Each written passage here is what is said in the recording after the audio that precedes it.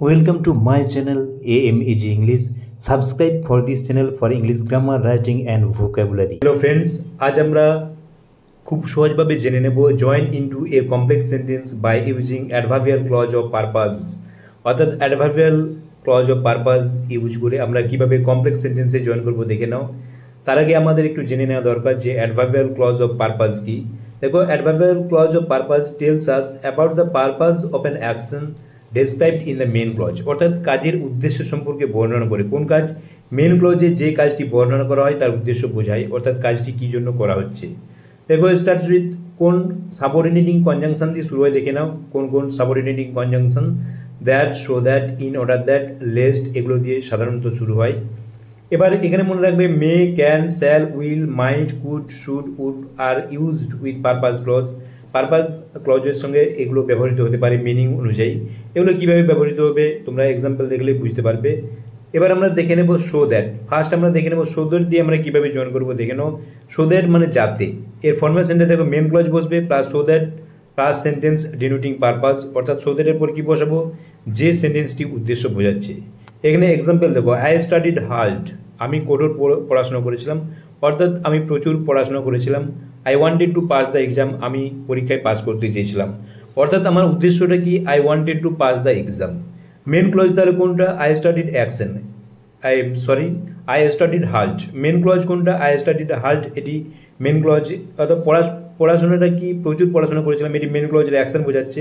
এই কাজটি কী জন্য করা হচ্ছে? পরীক্ষায় পাস করার জন্য। তাহলে আমরা কি করব? মেন ক্লজ ফার্স্ট বসাবো I studied hard, I studied hard বসালাম। এবার কি বসাবো? সো দ্যাট, দেখো ফরমেশন অনুযায়ী বসাচ্ছি, সো দ্যাট বসলো। তারপরে কি বসবে? সেন্টেন্স ডিনোটিং পারপাস, অর্থাৎ যে সেন্টেন্সটি উদ্দেশ্য বোঝাচ্ছে। এখানে উদ্দেশ্য কোন সেন্টেন্সটি বোঝাচ্ছে? I wanted to pass the exam. তাহলে আমি কেন প্রচুর পড়াশোনা করেছিলাম? কারণ আমি পরীক্ষায় পাস করতে চেয়েছিলাম, অর্থাৎ আমি পড়াশোনা করেছিলাম যাতে, সো দ্যাট মানে যাতে পরীক্ষায় পাস করতে পারতাম। তাহলে এখানে দেখো কুড ব্যবহার করব।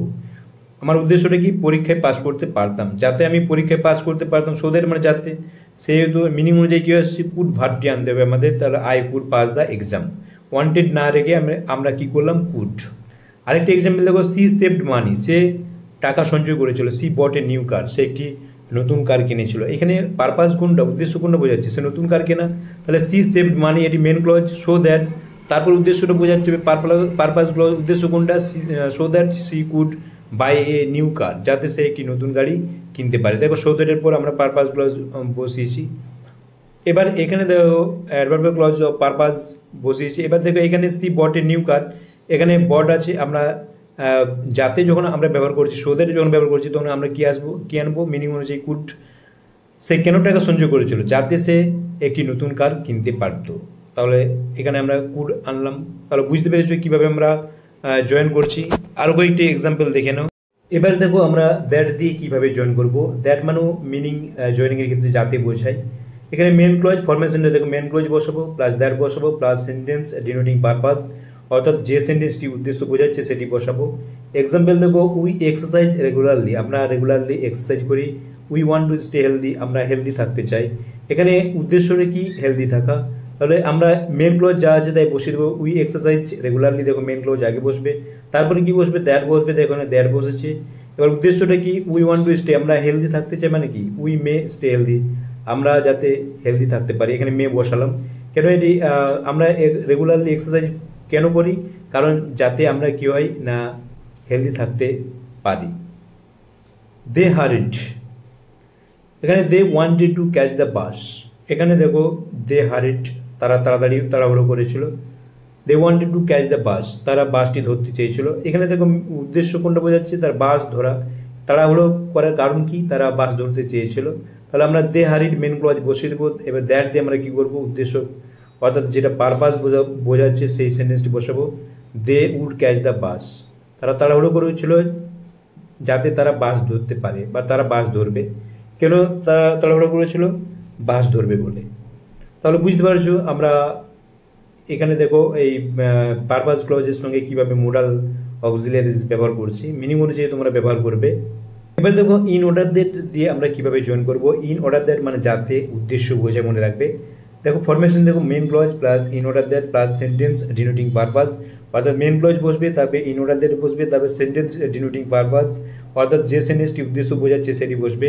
এক্সাম্পল দেখো, she left early, she could avoid the traffic, সে তাড়াতাড়ি রওনা হয়েছিল, তাড়াতাড়ি বেরিয়েছিল, তাড়াতাড়ি চলে গিয়েছিল। She could avoid the traffic, সে ট্রাফিক এড়াতে পেরেছিল। উদ্দেশ্যটা কী ছিল? She could avoid the traffic. তাহলে she left early main clause, in order that বসবে, প্লাস সেন্টেন্স ডিনোটিং পারপাস অর্থাৎ উদ্দেশ্য কোনো বোঝাচ্ছে, ট্রাফিক এড়ানো, তাহলে she could avoid the traffic, এটা হয়ে যাবে। এবার দেখো, we planted more trees, our intention, এখানে সরি ওয়াজ হবে, ওয়াজ করে দেবে এখানে। Our intention was to improve the environment, দেখো আমরা গাছ রোপণ করেছিলাম, আরও গাছ রোপণ করেছিলাম। আমাদের উদ্দেশ্যটা কী ছিল? টু ইমপ্রুভ দ্য এনভায়রনমেন্ট, পরিবেশের উন্নতি করা। তাহলে we planted more trees main clause, in order that বসে গেল, তার উদ্দেশ্য কোনটা? দ্য এনভায়রনমেন্ট মাইট ইমপ্রুভড, যাতে পরিবেশের উন্নতি হতে পারত। তাহলে we planted more trees in order that the environment might improved পারত। তোমরা জানো সম্ভাবনার ক্ষেত্রে পাস্ট টেন্স কী হবে? মাইটের মেয়ের পাস্ট টেন্স মাইট, সম্ভাবনা বোঝাতে মাইট ব্যবহৃত হয়, মাইট ইমপ্রুভ। এবার দেখো আমরা লেস্ট দিয়ে কীভাবে জয়েন করবো দেখে নাও। লেস্ট মানে তোমরা যেন পাচ্ছে, পারপাস বোঝায় ওরা উদ্দেশ্য, specifically expressing fear of a negative outcome অর্থাৎ নেগেটিভ ফলের একটা ভয় প্রকাশ করে। এর এক্সাম্পল ফরমেশনটা দেখে নাও, main clause plus lest plus sentence denoting purpose অর্থাৎ মেন ক্লজ বসবে, তারপর লেস্ট বসবে, প্লাস সেন্টেন্স ডিনোটিং পারপাস মানে যে সেন্টেন্সটি উদ্দেশ্য বোঝাচ্ছে। এক্সাম্পল দেখো, someone might break in the door, কেউ দরজা ভেঙে ফেলতে পারে। আই লকড ইট, আমি এটা লক করেছিলাম। উদ্দেশ্য কোনটা বোঝাচ্ছে? কেউ দরজা ভেঙে ফেলতে পারে, এটা আটকানো। তাহলে আমরা মেন ক্লজ কোনটা? I locked it, I lock the door. It বলতে ডোরকে বোঝানো হচ্ছে, আই লক দ্য ডোর। এবার লেস্ট পাছে, সামওয়ান ব্রেকস ইট হবে, এটা কেউ ভেঙে ফেলতে পারে, সামওয়ান ব্রেকস ইন, কেউ এটা ভেঙে ফেলতে পারে, মানে পাছে কেউ ভেঙে ফেলতে পারে। এই ভয়ে কী করেছিলাম? আমি লক দ্য ডোর। তাহলে উদ্দেশ্য কোনটা বোঝাচ্ছে? Someone breaks in. এই লেস্ট সামওয়ান ব্রেকস ইন, এটি কি? Adverbial clause of purpose.